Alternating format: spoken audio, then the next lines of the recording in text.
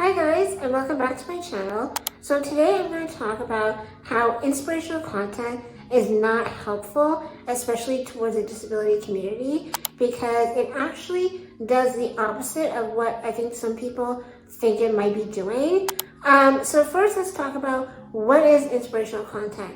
And essentially inspirational content are the type of videos or images or stories where people with disabilities are looking like they've overcome the odds to achieve something amazing, something spectacular. Like for instance, people who are in the Paralympics, or people who have gone to university, or people who are running for office.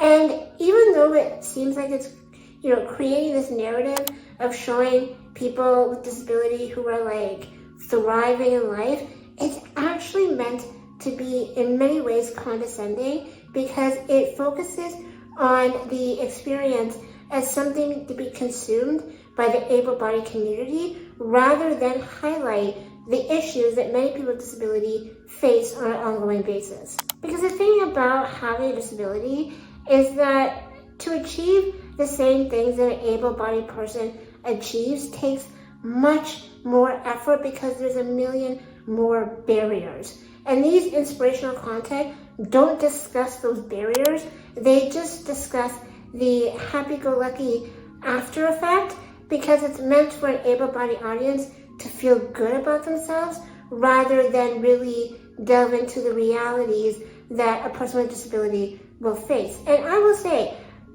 as a full disclaimer here, I have had inspirational content on my channels, and especially my TikTok. The inspirational content about all the things that I've achieved and all the barriers that I've gone through have been some of the most well received during the algorithm, because the algorithm knows that those type of feel-good-lucky content, feel-good-lucky information is things that people gravitate towards, because they want a happy, digestible story to make them feel good about themselves. And for that reason, people with disabilities who are in these segments and in these promotional ads are being exploited, because it's just talking about the end result rather than the journey that it takes to get there. And so when anybody sees these types of contents, they have to ask themselves, what is happening? And what is the message behind these content? And really kind of question themselves and question the true intent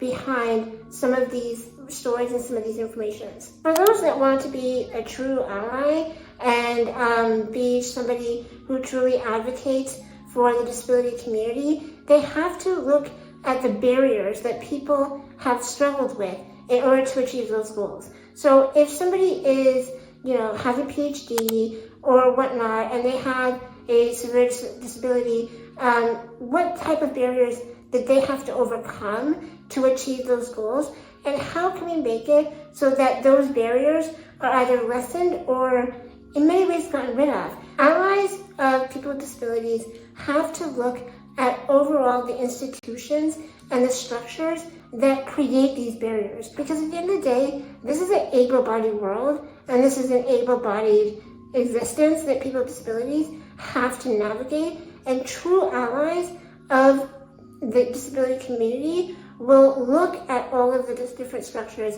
and say, how can we change the system so that people with disabilities feel included, rather than just say, hey, look, they've achieved this against everything we put at them, so ipso facto, we don't have to change anything. We just have to highlight the ones that have overcome these ridiculously unbearable barriers. True allies are also, really good advocates and help promote the inclusion and the equity of people with disabilities. And that means, electing politicians that include people with disabilities in their policies and in their framework of how they want to shape society. It's about supporting companies that employ individuals with disability and have a true inclusive and collective work environment.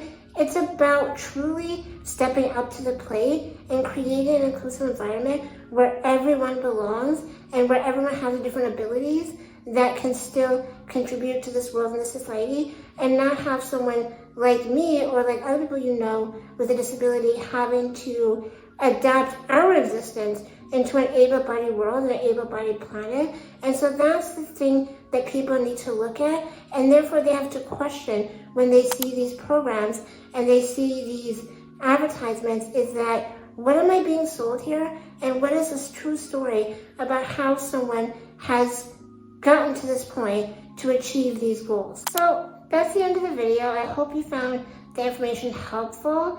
If you want to discuss in the comment section different inspirational content that you've seen and different ways that you would hope that the narrative of the disabled experience changes in the future, please add that below. And if you like this video, don't forget to comment, share, like, subscribe, turn on your notifications, and I will see you next week.